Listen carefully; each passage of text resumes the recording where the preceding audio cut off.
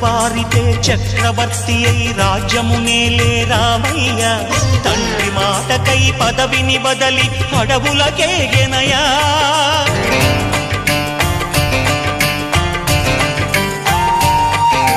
మహిలో జనులను కావగ వచ్చిన మహావిష్ణు అవతారమయ్య ఆలిని రక్కసుడపహరించితే ఆక్రోశించెనయా అసురుని త్రుంచి అమ్మను తెచ్చి అగ్ని పరీక్ష విధించెనయా సాగలి నిందకు సత్యము చాటగ కులసతినే విడనాడెనయ నా రాముని కష్టం లోకం